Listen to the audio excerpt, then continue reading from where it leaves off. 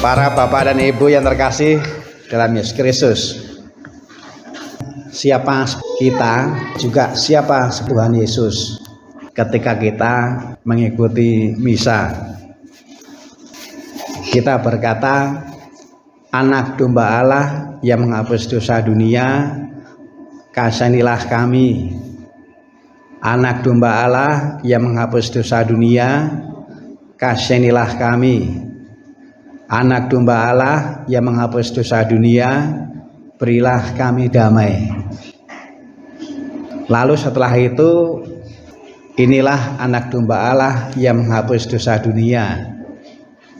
Berbahagialah kita yang diundang dalam perjamuan anak domba penghapus dosa dunia. Dan kita berkata, ya Tuhan, saya tidak pantas Tuhan datang kepada saya, tetapi bersabdalah saja maka saya akan sembuh. Kalimatnya ini sederhana, kita sudah hafal, tidak panjang. Tapi mari kita renungkan. Di dalam kalimat ini, pertama, Yesus itu ditampilkan sebagai anak domba. Di sini banyak orang yang pelihara kambing. Yesus sebagai anak domba. Anak domba itu bahan persembahan. Jadi Yesus itu menjadi bahan persembahan. Yesus disembelih. Yesus rela mati. Dan matinya itu tahap demi tahap. Di sekeliling kita ini ada gambar kisah sengsara Pak Anang. Bukan Pak Anang. Ini Tuhan Yesus. Mulainya dari mana? Dari sini. Kita bisa melihat satu persatu pelan-pelan sambil direnungkan. Inilah penampilan Yesus sebagai anak domba. Penampilan Yesus sebagai bahan persembahan. Penampilan Yesus yang pelan-pelan disembelih. Yang rela mengorbankan hidupnya sampai mati. Untuk apa? Untuk menebus umat manusia yang berdosa. Kita ini manusia yang berdosa atau tidak? Ya jelas dong, dari wajahnya saja kelihatan kok. Tapi yang ngomong ini juga sama. Saya juga orang yang berdosa. Dan kita meskipun berdosa, tetapi ternyata tidak dicibirkan oleh Tuhan Yesus. Ini hebatnya. Hebatnya Yesus.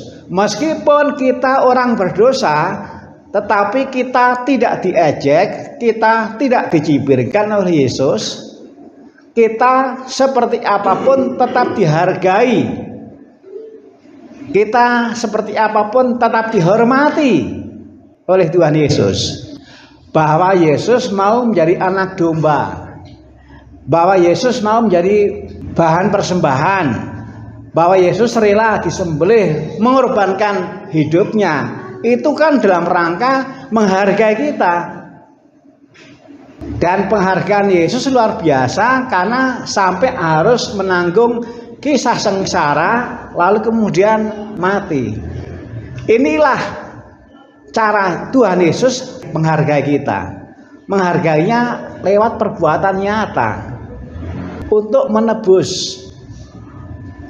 Saya masih ingat dulu ketika sekolah, kalau menulis pakai pensil supaya kalau salah bisa dihapus, bisa dibersihkan lagi. Kalau sekarang nulisnya pakai apa? Pakai pulpen. Kalau pakai pulpen kalau salah dicoret. Atau nulisnya pakai WA. Kalau salah diulang. Kesalahan itu bukan hanya dalam hal menulis. Kalaupun dalam hal menulis kehidupan kita juga bisa salah. Maka tadi ketika saya bertanya, apakah kita termasuk manusia berdosa? Iya, saya juga. Tapi karena kita dihargai oleh Tuhan Yesus, Dan cara Yesus menghargai itu nyata karena lewat pengorbanan. Maka kita bersyukur. Kita bersyukur nggak rugi. Untung saya menjadi murid Yesus. Untung saya menjadi orang yang beriman kepada Yesus. Sosok yang merelakan hidupnya untuk menebus kita. Supaya menjadi bersih lagi. Maka kalau saya cermati umat ini memang beda. Antara sebelum misa dan setelah misa itu beda. Beda. Setelah misa itu wajahnya cerah.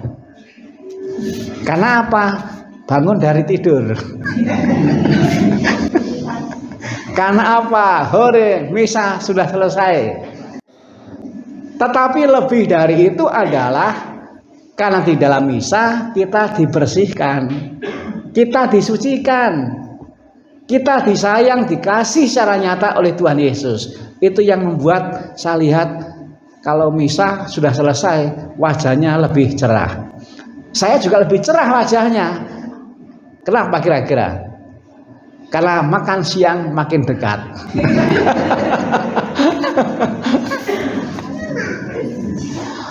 Para bapak dan ibu yang terkasih, inilah yang terjadi ketika dalam misa ada kata-kata, inilah anak domba Allah yang menghapus dosa dunia. Berbahagialah. Berbahagialah yang diundang dalam perjamuannya. Kita bahagia, itu yang membuat bahagia. Itu yang membuat wajah kita berseri bersinar. Sampai saya sering memperhatikan, ini pulang jalan kok ketawa-ketawa sendiri toh. Saking bunganya. Para bapak ibu yang terkasih dalam Kristus, di bagian penghujung misa, imam mengucapkan kalimat setelah berkat, saudara-saudari pergilah mewartakan Injil. Misa sudah selesai. Misa sudah selesai. Ayo bangun, pulang. Misa parantos tutas. Misa sudah selesai. Ayo bangun, pergi. Tapi bukan pergi untuk layah-layah. Pergi untuk mewartakan yang kita terima di dalam misa. Di dalam misa kita orang berdosa yang karenanya berseru, Tuhan kasihanilah kami, Tuhan kasihanilah kami, Tuhan berilah saya damai. Diberi.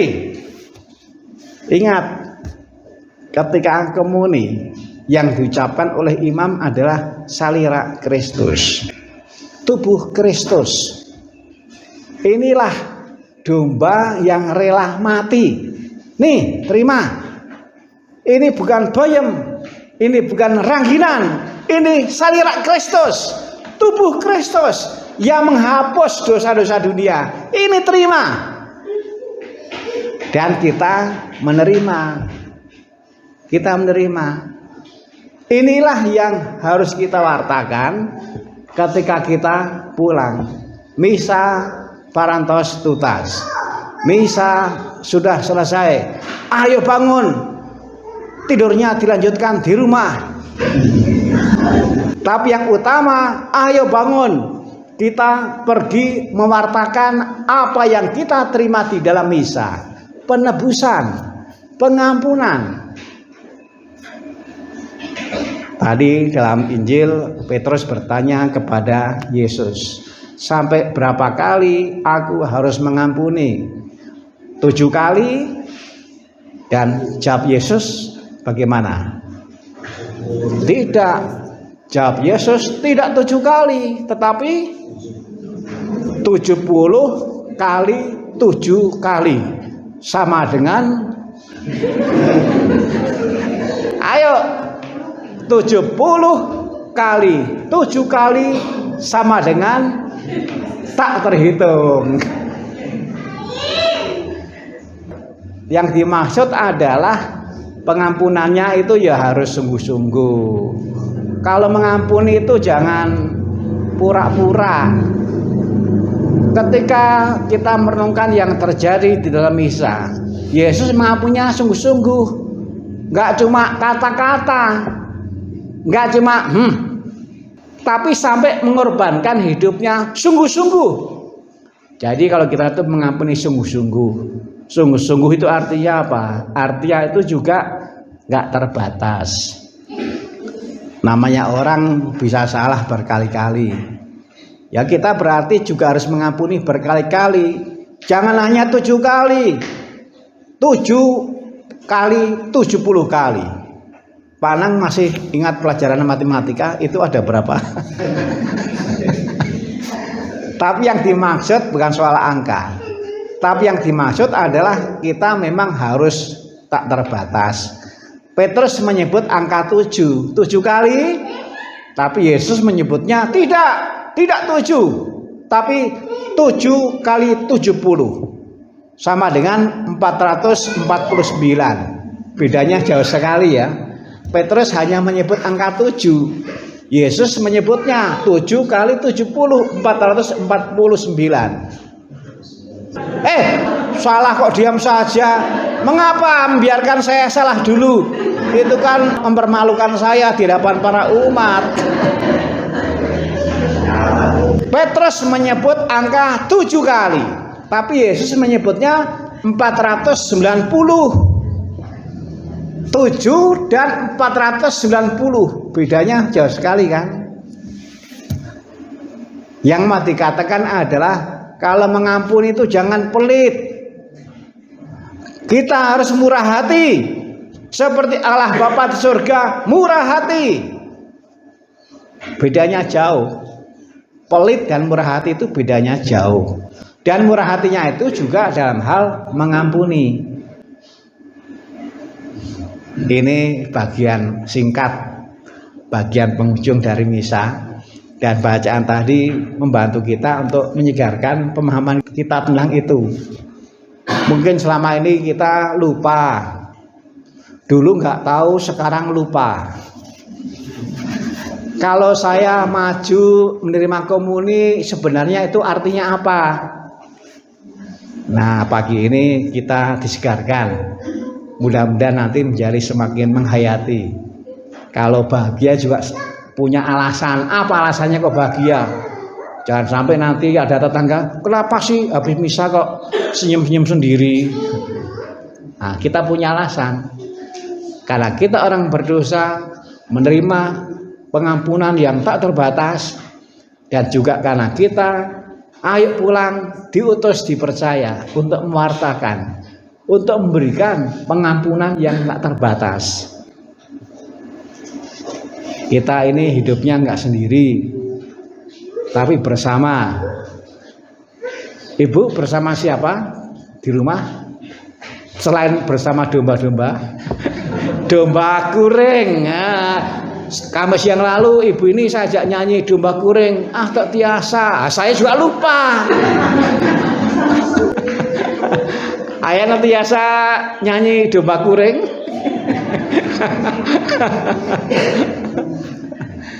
Jadi kita ini hidupnya sehari-hari nggak sendirian tapi bersama.